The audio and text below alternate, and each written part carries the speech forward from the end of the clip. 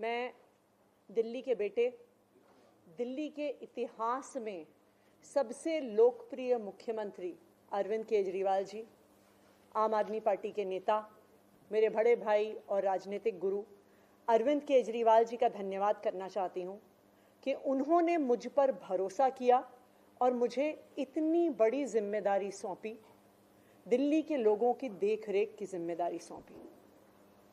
लेकिन आज मैंने मुख्यमंत्री के तौर पे शपथ ग्रहण ज़रूर किया है, लेकिन ये मेरे लिए, हम सब के लिए एक बहुत भावुक क्षण है जब अरविंद केजरीवाल जी दिल्ली के मुख्यमंत्री नहीं हैं।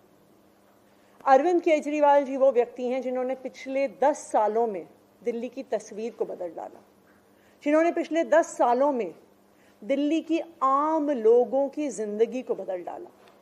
अरविंद केजरीवाल जी वो व्यक्ति हैं जिन्होंने दिल्ली में रहने वाले एक आम इंसान का, एक गरीब इंसान का दर्द समझा, उनके रोज रोज का संघर्ष समझा। उन्होंने समझा कि एक आम परिवार के लिए किस तरह से अपना घर चलाना मुश्किल होता है। अरविंद केजरीवाल जी वो व्यक्ति हैं जिन्होंने दिल्ली वालों को फ्री बिजली दी, 24 घंटे बिजली दी। अरविंद केजरीवाल जी वो व्यक्ति हैं जिन्होंने दिल्ली के सरकारी स्कूलों में पढ़ने वाले बच्चों का भविष्य बदल डाला, उनको जिंदगी में एक नया अवसर, आगे बढ़ने का अवसर दिया।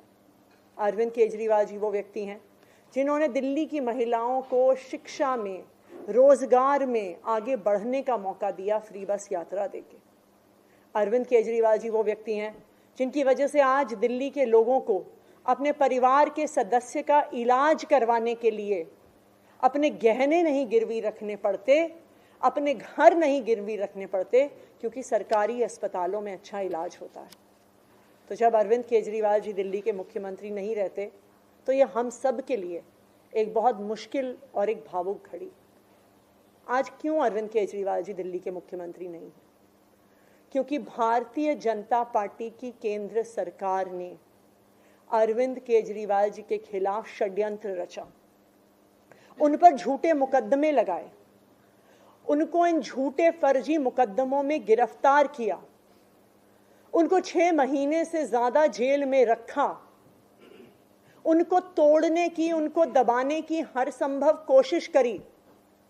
लेकिन अरविंद केजरीवाल जी टूटे नहीं, अरविंद केजरीवाल दबे नहीं। अरविंद केजरीवाल जी को सुप्रीम कोर्ट ने जमानत दी, एक ऐसे कानून में जमानत दी जिसमें पीएमएलए में जमानत मिलना लगभग असंभव होता है। और सुप्रीम कोर्ट ने ना सिर्फ उन्हें बेल दी, बल्कि बेल देते हुए केंद्र सरकार के मुंह पे तमाचा मारा और कहा कि अरविंद केजरीवाल जी की गिरफ्तारी एक दुर्भावना के तहत हुई थी। ये कहा कि केंद्र सरकार की एजेंसी सीबीआई, ईडी पिंजरे में बंद एक तोते की तरह हैं जो सिर्फ अपनी मालिक की आवाज में बोलती हैं। हो सकता है कि कोई और नेता होता तो उनके लिए अदालत का ये फैसला काफी था और वो तुरंत जाके मुख्यमंत्री की कुर्सी पे बैठ जाते। लेकिन अरविंद केजरीवाल जी ने इस देश की राजनीति में एक ईमानदारी और नैतिकता की मिसाल कायम करते हुए मुख्यमंत्री की कुर्सी से इस्तीफा दे दिया। उन्होंने कहा कि मेरे लिए सिर्फ अदालत का फैसला काफी नहीं है, मैं जनता की अदालत में जाऊंगा और जब तक दिल्ली की जनता मुझे नहीं कहती कि मैं ईमानदार हूं, तब तक मैं मुख्यमंत्री की कुर्सी पर नहीं बैठूंगा। मुझे नहीं लगता कि इस देश के इतिहास में या शायद इस दुनिया के इतिहास में ऐसा कोई नेता रहा होगा, ऐसी ईमानदारी और नैतिकता की मिसाल रही होगी जो आज अरविंद केजरीवाल ने देश और दुनिया के सामने रखी है। अब हम सभी दिल्ली वालों को मिलकर एक ही काम करना है, अरविंद केजरीवाल जी को फिर से फरवरी में होने वाले चुनाव में दिल्ली का मुख्यमंत्री बनाना है। अगर दिल्ली के लोग अरविंद केजरीवाल जी को दिल्ली का मुख्यमंत्री नहीं बनाते तो जो फ्री बिजली आज दिल्ली वालों को मिल रही है, भारतीय जनता पार्टी अपना षड्यंत्र रच के उसको खत्म कर देगी। जो सरकारी स्कूल अरविंद केजरीवाल जी ने सुधारे हैं वो फिर से बदहाल हो जाएंगे, मोहल्ला क्लिनिक बंद हो जाएंगे, अस्पतालों में इलाज बंद हो जाएगा, महिलाओं की फ्री बस यात्रा बंद हो जाएगी। तो 2 करोड़ दिल्ली वालों को मिलकर फिर से अरविंद केजरीवाल जी को दिल्ली का मुख्यमंत्री बनाना है।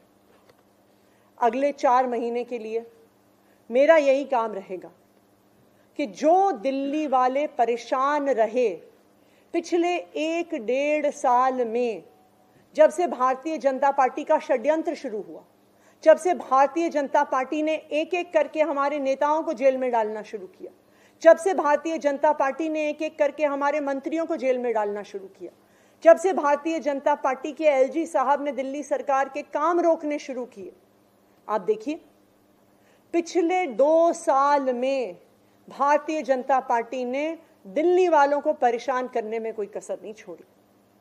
जब से अरविंद केजरीवाल जी जेल गए, दिल्ली वाले भी परेशान हुए। भारतीय जनता पार्टी ने दिल्ली वालों के पानी के बिल हम ठीक करना चाहते थे, उन्होंने उस काम को रोक दिया। भारतीय जनता पार्टी ने जो सड़क के रिपेयर के काम है वो रोक दिए। भारतीय जनता पार्टी और उनके एलजी साहब ने अस्पताल में मिलने वाली दवाइयां रोक दी, अस्पताल में और मोहल्ला क्लिनिक में टेस्ट रोक दिए, दिल्ली से कूड़ा उठना रुक गया। लेकिन मैं आज आपको आश्वासन दे रही हूं कि अब अरविंद केजरीवाल जी जेल से बाहर आ गए हैं और उनके मार्गदर्शन में दिल्ली में कूड़ा भी उठेगा, सड़कें भी ठीक होंगी, पानी के बिल भी ठीक होंगे, दिल्ली में जो सीवर की समस्या है वो भी ठीक होगी, जो दवाइयां नहीं मिल रही हैं उसको भी हम ठीक करेंगे।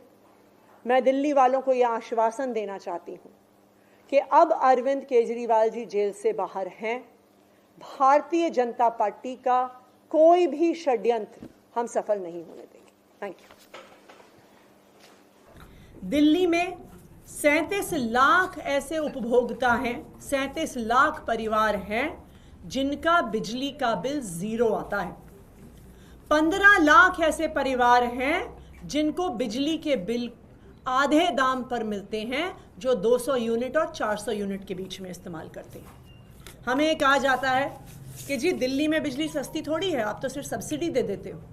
इसीलिए मैं आपके पास आंकड़े लेकर आई हूं कि 400 यूनिट के ऊपर का बिजली का बिल, जहां पर दिल्ली की सरकार कोई सब्सिडी नहीं देती, अगर आप उसको भी भारतीय जनता पार्टी शासित सरकारों से कंपेयर करेंगे तो दिल्ली में सबसे सस्ती बिजली मिलती है। 400 यूनिट का बिल दिल्ली में 980 रुपए का आता है। वही 400 यूनिट का बिल गुजरात में, अहमदाबाद में 2044 रुपए आता है। हरियाणा में, गुड़गांव में, जहां पर भी भारतीय जनता पार्टी की सरकार है, 2300 रुपए आता है। उत्तर प्रदेश में 2900 रुपए आता है, मध्य प्रदेश में 3800 रुपए आता है और महाराष्ट्र में 4460 रुपए बिजली का बिल आता है। यानी मध्य प्रदेश में, महाराष्ट्र में, जहां पे भारतीय जनता पार्टी की सरकारें हैं, वहां पर 400 यूनिट बिजली का बिल दिल्ली से 4 गुना ज्यादा आता है। यानी लंबे लंबे पावर कट और सबसे महंगी बिजली, ये है भारतीय जनता पार्टी का मॉडल। इसीलिए मैं आज सभी दिल्ली वालों से ये कहना चाहती हूं कि जब फरवरी में चुनाव आएगा, दिल्ली वालों को मिलकर फिर से अरविंद केजरीवाल जी को मुख्यमंत्री बनाना है, आम आदमी पार्टी की सरकार बनानी है, तभी दिल्ली में 24 घंटे बिजली और सबसे सस्ती बिजली आएगी। आने वाले 4 महीनों में, जब तक मेरे पास दिल्ली के मुख्यमंत्री होने की जिम्मेदारी है, मैं भी दिल्ली वालों की रक्षा करने का पूरा प्रयास करूंगी, क्योंकि मुझे पता है कि आने वाले 4 महीने में भी भारतीय जनता पार्टी अपने एलजी साहब के माध्यम से कोई ना कोई षड्यंत्र जरूर रचेगी, जो उन्होंने उत्तर प्रदेश में किया है, जो वो अपने सारे राज्यों में करते हैं, महंगी बिजली देने का। लेकिन मैं आम आदमी पार्टी की तरफ से, अरविंद केजरीवाल जी की तरफ से दिल्ली वालों को ये वादा करती हूं कि हम दिल्ली वालों के बिजली के बिल नहीं बढ़ने देंगे।